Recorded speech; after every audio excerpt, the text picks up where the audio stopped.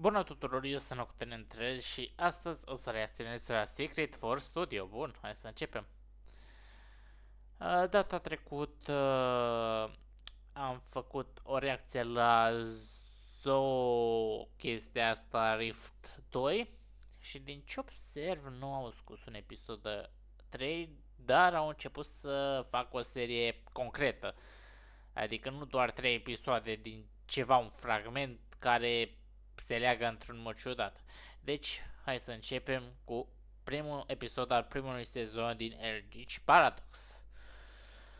Cred că e al treilea Eldritch Paradox ca serie de pe canalul acesta, de pe Secret Force Studio, dar nu sunt sigur. Dar cine știe, poate de data asta vor fi consistenți. Și din ce văd acum au lansat videoclipuri, s-ar putea.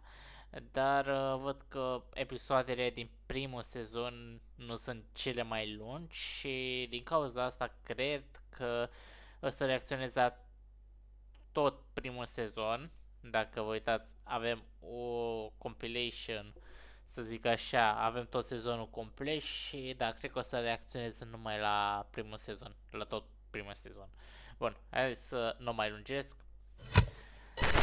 Și ca de obicei, bineînțeles, numele canalului, numele videoului în titlu, linkuri spre canalul lor și spre acest video vor fi găsite în descriere, fiindcă oamenii ăștia chiar depun efort.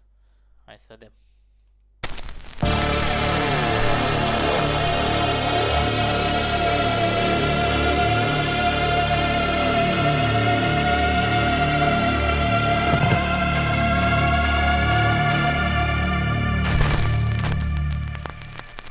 Ia să vedem. Dimensional Rift are retreating the world apart, Eldritch Paradox is upon us. Is it on? Are you filming? Yeah, I got it. Just look at that. It's beautiful. Ok, până acum au zis de rifturi dimensionale, dar nu cred că am văzut vreunul până acum. Interesant. Come on, we have to check it out. What do you think? Is it a meteorite or something? It doesn't look like there was any Mi se pare mie sau chestiile astea să învii. Nu știu, par organice decât pietre. impact from the crash, so no. Any idea what it can be then? Hard to say, but there are more of these strange rocks in the distance. You hear that?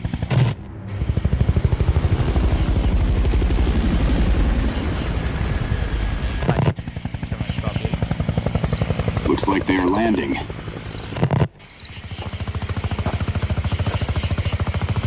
They've got guns. Honey, we should get out of here.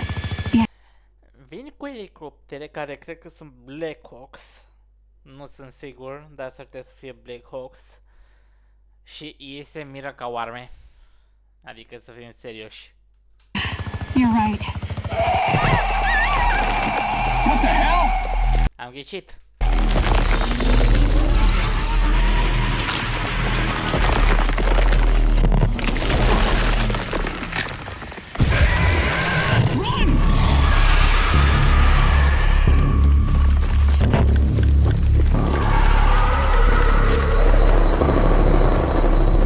Drive! Just drive!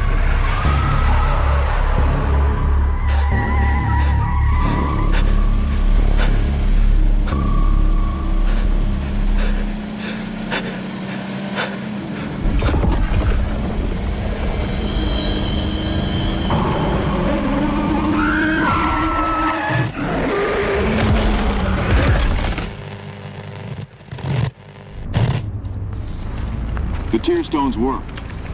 We've managed to open the dimensional rifts, but there's still no way to control what happens after. Control was never the goal. Nu e aceeași tipă? Dar e interesant.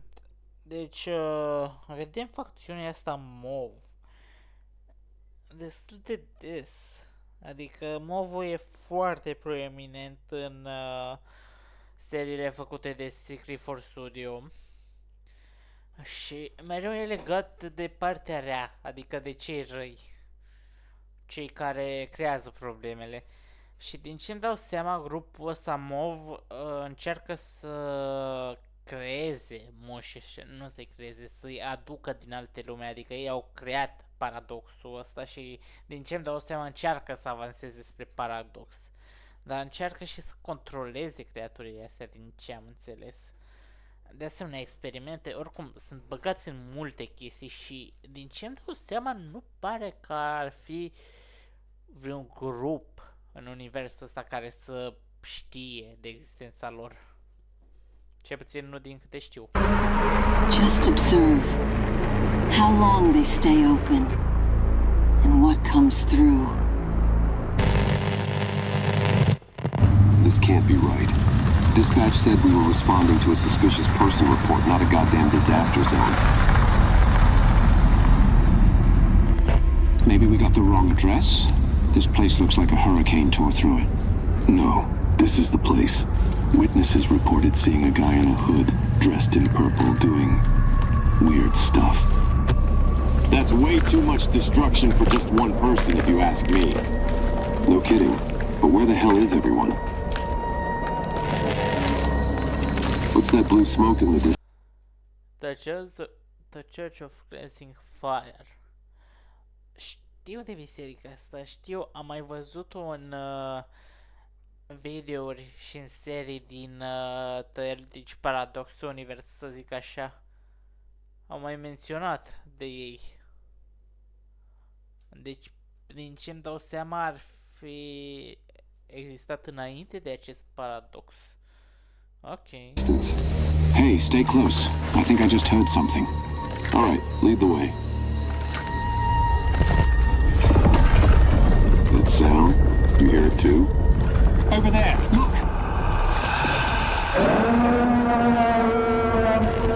What the hell?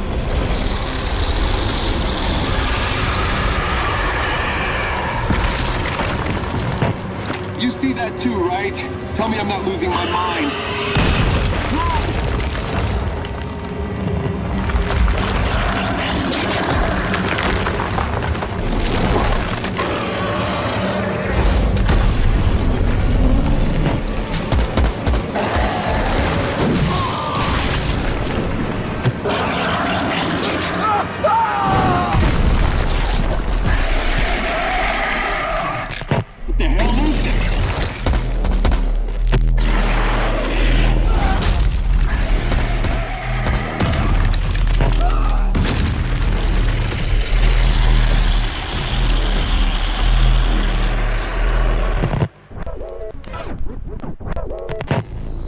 Another police unit wiped out.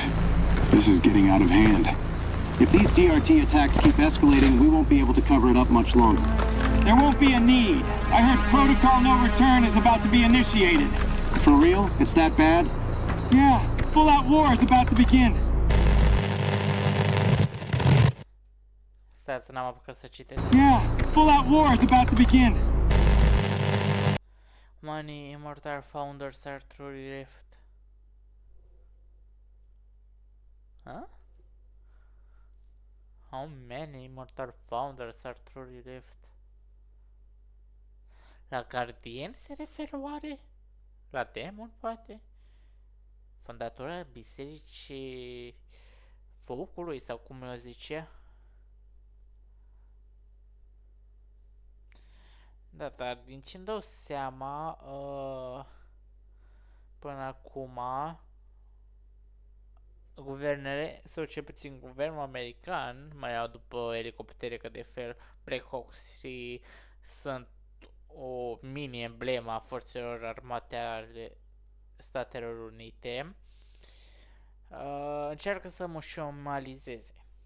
Dar aparent au un protocol with no return, sau cum o zicea, cel de adineauri, da, știu, nu sunt atent la detalii, care, din ce îmi dau seama, e efectiv declararea legii marțiale și intrarea în stare de război. Deci e grav. Nu suntem de... Overseer. Hi, Commissioner. So tell me you've got good news for me. Indeed I do. The tear stones are proving effective. Temporary rifts are holding longer than expected. Oh, that's wonderful! And you know what that means? It's time? Exactly! We can start deploying the tear stones everywhere. The real fun's just about to be...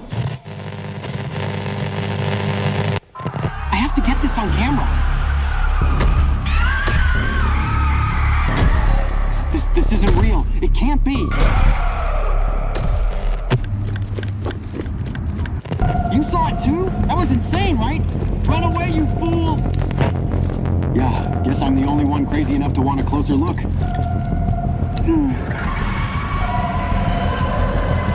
There you are.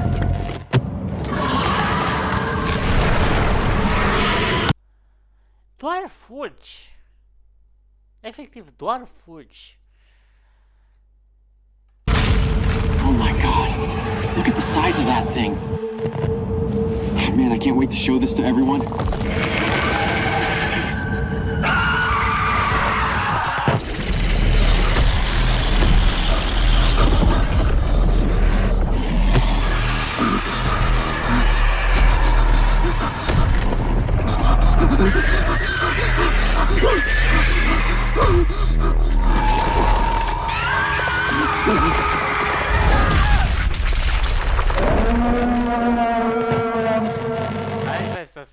Stai.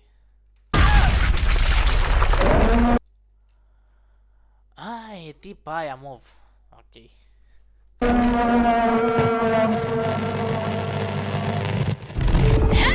How can somebody be so unbelievably stupid? There's a 10-story death monster outside. I should definitely go film it. Overseer, I came to report. Peaks.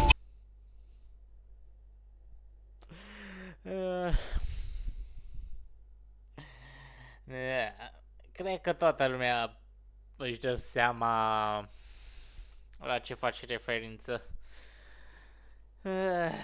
Ok, simt influența RC-urilor în seria asta. Dar chiar a fost o glumă bună. Stupidity! Darwin Award! Instantly won! Cleansing fire approaches, burn the plague, burn it all. Asta e cumva un documentar pentru Biserica Eye of the Cleansing Fire.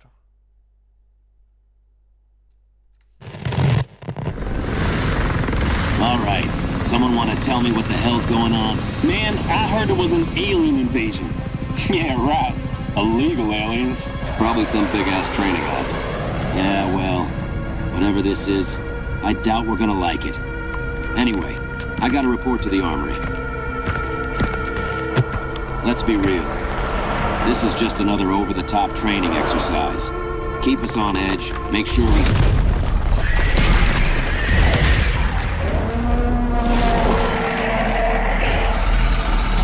Take it down! Take it down!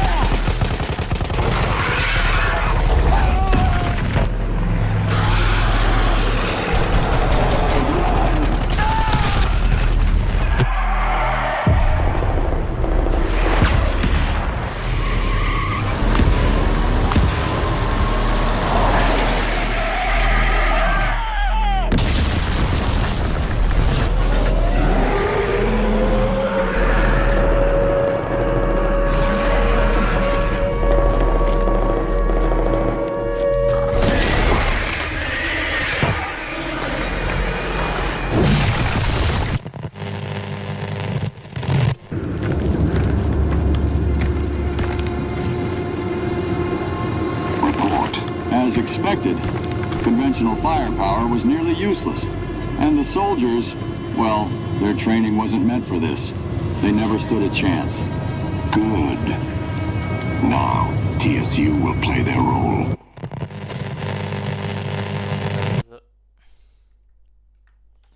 TSU will play their role.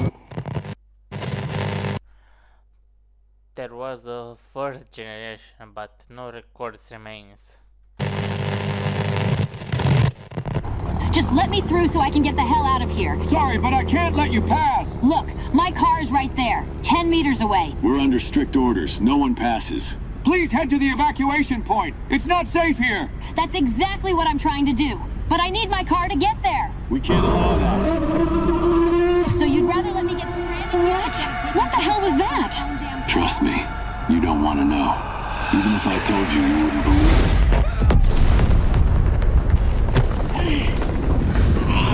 Oh my god. Hey, can you hear me? Are you okay?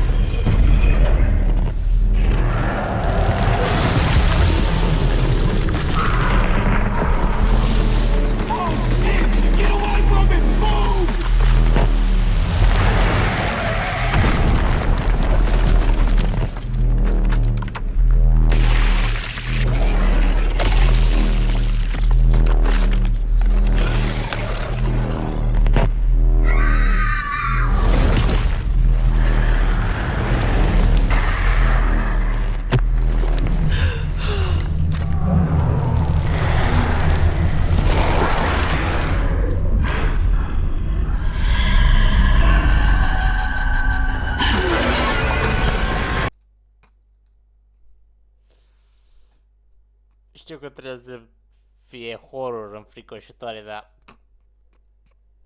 e un pic hilară.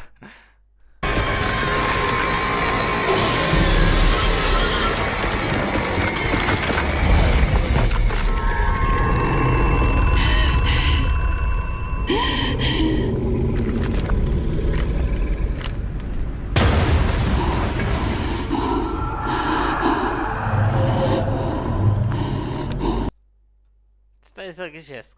Deasupra.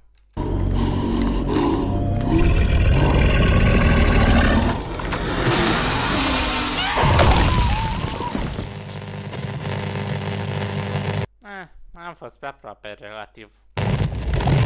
So, what exactly are we looking at? We've designated it Void Mist. For now, it's non-lethal when inhaled. That won't My last. commissioner, can you take a look at this? Continue your analysis. I want everything documented. Under Ok, deci tipa asta e numită High Commissioner. E rangul ei. Interesant. Nu cred, dar ăștia MOV nu ar fi din The Church of Cleansing Fire, oare? Nu cred. Adică am văzut membrii. N-ar avea sens, dar acum nu prea mi explic legătura între mesajele alea și tipii ăștia. Understood. It's not just the rifts anymore. The larger ones, they're spreading the mist on their own. Spreading the mist on their own. Something is mimicking the voices of the dead.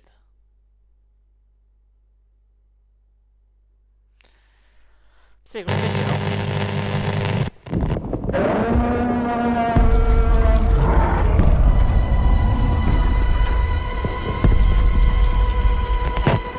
How the hell are we supposed to stop something like that?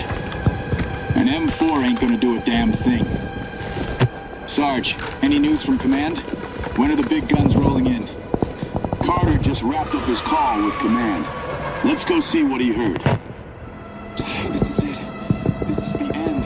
We were never prepared for this. Carter, what did command say? When can we expect reinforcements? No one's coming. It's chaos worldwide. Monsters are attacking every major city, every base. Half the military is gone. The rest are scattered, cut off. Last orders are simple. Get as many civilians out of the city as possible, and then...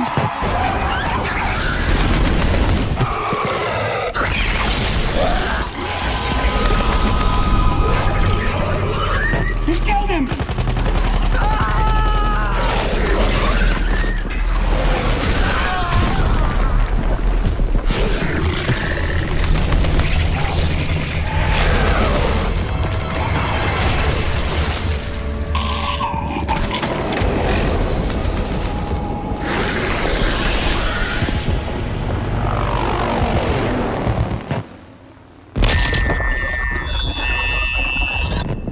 Copy that. Overseer requests your unit to... Acum a arătat scena de final, care de fel apărea la seria astea de Eldritch Paradox. Interesant. Greet the civilians as they arrive. Offer food, water, medical attention. Make sure they know they're safe now. Let them know. It's the Unity Circle that's taking care of them. Ok, deci tipii ăștia mari sunt în Unity Circle. Firea mi-amintesc că a mai fost menționat facțiunea astea în serii de Eldritch Paradox, dar nu pot aminti absolut niciun detaliu. Îmi pot aminti că a fost menționată, dar nimic altceva. Do they belong to TSU? Yes, they do. I see. So protocol no return has been initiated. Dar mi se pare foarte interesant. Tipii ăștia știu tot. Dar tot. Și pe lângă asta ei, din ce îmi dau seama, fac toate astea. Sunt foarte multe întrebări legate de ăștia în MOV. The Unity Circle. Nu știu, parcă îmi plasează prea multe întrebări. Adică răspund la una și parcă creează două. Și e puțin frustrant. Tell me again why we agreed to this. This is suicide. Because Sarge asked us to, and we're idiots. Hang on, tight turn. Holy shit, it worked. Of course it did. Sarge's plans never fail. Good work, team. We'll take it from here. Engage the target. You two really went through with it. Can't believe you actually pulled it off. Yeah, and remind me never to volunteer for Sarge's brilliant ideas again. Come on, admit it. It worked. We bought the evac team time. You're damn right it worked. Thanks to you two, we might just get those evac buses out of here without losing a single one. Now go report to Sarge. Make sure those buses don't stop for anything. The second they're loaded, they move. There you are. Glad to see you both made it back. You did damn good out there. That was a hell of a risk, but you pulled it off. Because of you, those evac buses are making it out. You gave us the time we needed, and that's what saved lives today. Oh no. Damn it! Another one's coming. Get all heavy weapons ready. RPGs, 50 cal, everything we've got. Now move! Listen up! I know you're scared, but fear won't save lives. Our actions will. We take it down together. Concentrated fire. If we fall back, those evac buses won't make it. And I refuse to let that happen. Where the hell is it? By now, it should have reached us. Yeah, this doesn't feel right. Era în fața voastră și vreți să ziceți că a dispărut pur și simplu? Nimeni n-a observat că a dispărut, adică era vizibil la distanță. Too quiet. This isn't adding up. If it's not here yet, that means it's out there waiting, and we're already falling behind. We can't rush in, but staying put and waiting for an ambush isn't an option either. Ramirez Hayes, you're with me! The rest of you hold this position. Move out! Stay alert. These things come in all sizes, and they can attack from... Iar The Church of Blazing Fire. Deci aveau afișuri. Adică erau cunoscuți.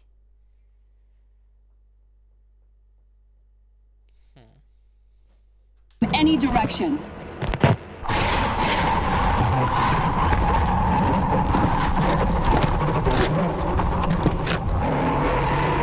Hold position. Watch its movements.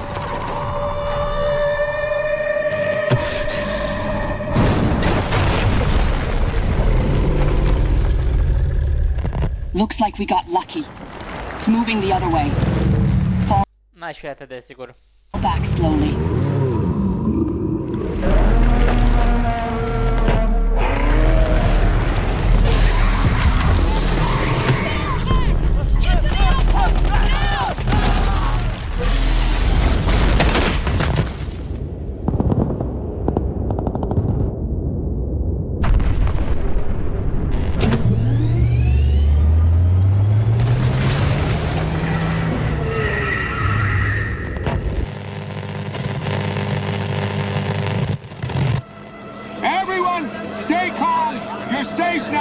You've made it through the worst. The Unity Circle is here to help. We will provide you with food, clean water, medical care, and shelter. You are not alone anymore. From this day forward, the Unity Circle will ensure your protection and survival.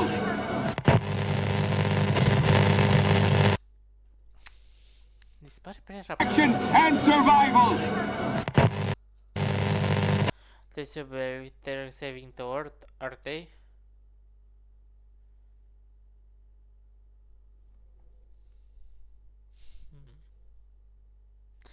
Adică pare că totul e complotat de Unity Circle, deci probabil.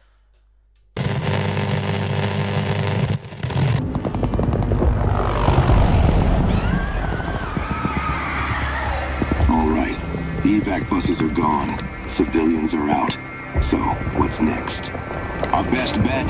We regroup with Sarge and the others. No sense staying here alone. Agreed. We link up, figure out our next move from there. Big one passed through. Path's clear if we move now. Good. Then we don't waste time. Yeah, but let's move slow and stay tight. In chaos like this, anything can happen. Slow and cautious. Got it. Let's move.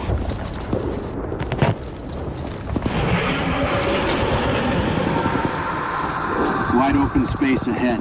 Damn, this is not looking good. Listen up. Move fast to the other side. No stopping, no hesitating. Whatever happens, keep going.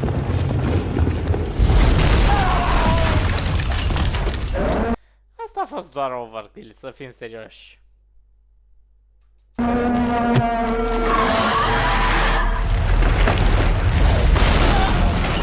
You're gonna pay for that!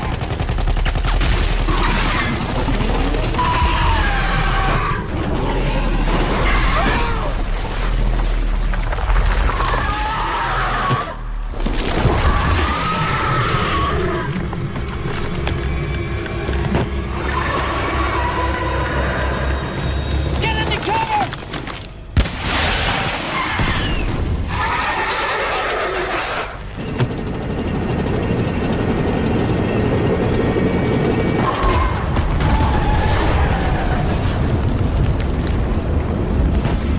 Running and gunning!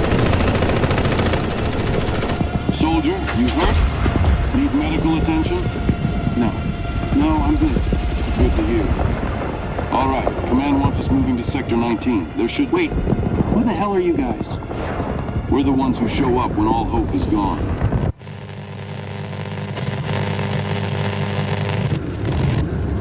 So, what the hell are we even supposed to do with this thing? Burn it? You, N-am fost atent. we're the ones who show up when all hope is gone.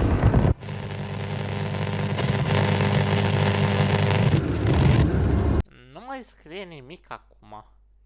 De ce? So, what the hell are we even supposed to do with this thing? Burn it? You, huh?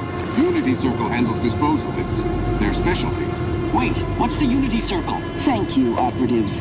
Și eu aș vrea să știu.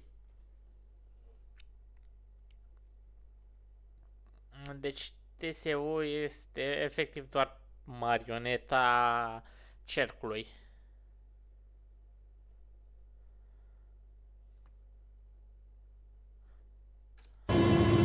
Your work here was exceptional. We'll take it from here. Them weapon, but why? We'll take it from here.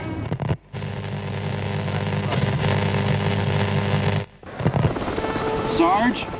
Oh, thank God you're alive. I thought no one else from our squad made it. I barely did. TSU pulled me out. I swear, we'll make those monsters pay. Who are these guys anyway?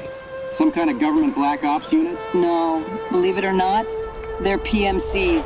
PMCs? With this kind of gear and coordination, they're more organized than any army I've seen. Yeah, strange, isn't it?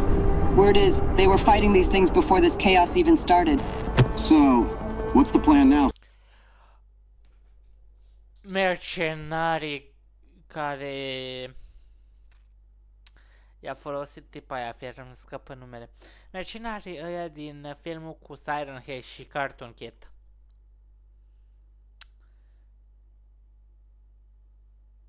Stai, Cartoon Cat? Mă rog. Deci mercenarii. Well, the army's barely holding together. It's just a question of time until all falls apart. On the other hand, TSU's taking in anyone with combat experience. And after everything we've seen, signing up with them might be the smartest move. For now, at least, until all this chaos dies down. Today's... Știți, mă enervează, adică efectiv caracterul e clar făcut să aibă fața la vedere. Adică nu prea are sens să aibă și casca, și ochelari, și masca. Dar înțeleg de ce, adică e un truc. Toți oamenii au ori din perspectiva din spate, ori au măști, numai ca să nu fie nevoie să animeze curile. Înțeleg într-o oarecare măsură, adică e un pic cam greu să le animezi să pară că... E bine, să pară normale, să nu pare că zici că a intrat un demon în tine, nu știu cum să explic fier. Cred că toată lumea e familiar cu creaturile alea care au gurile foarte, dar foarte alungite, maxilarul mă refer. Ei bine, e un pic cam greu să le faci să nu arate așa când animezi persoane, oameni, caractere. Your lucky day. We've still got plenty of MREs left. Thanks, Sarge. What the hell's going on now?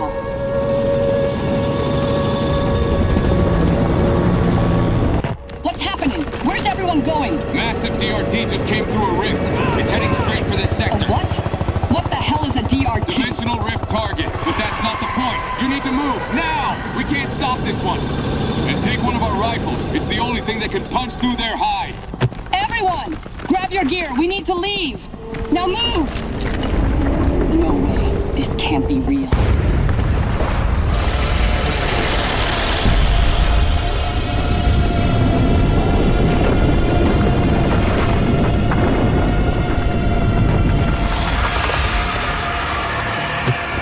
Move it! Come on! We're leaving!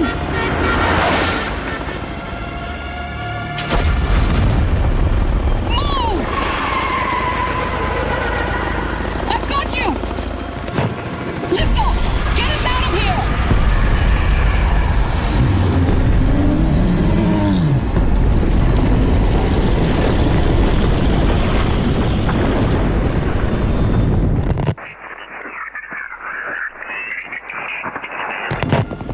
They're not ready.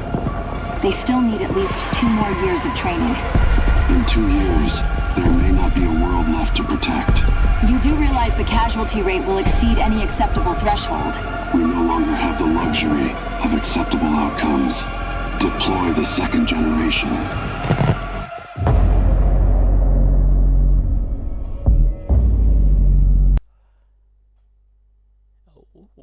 Ok. Finalul a fost chiar ok. Mai e ceva?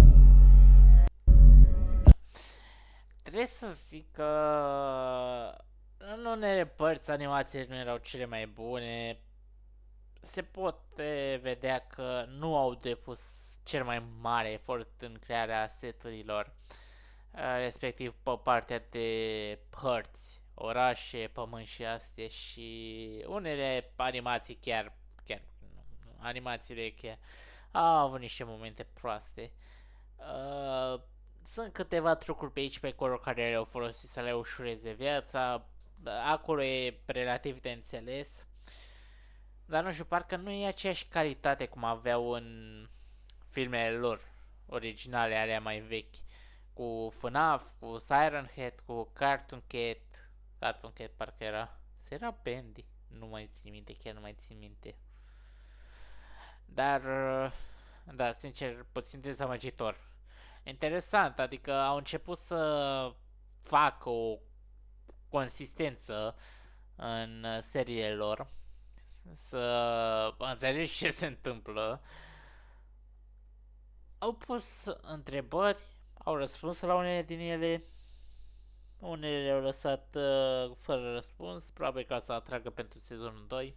Sincer, a fost ok, Ioț, din nou. Am observat imediat multe, dar multe greșeli de ale animațiilor.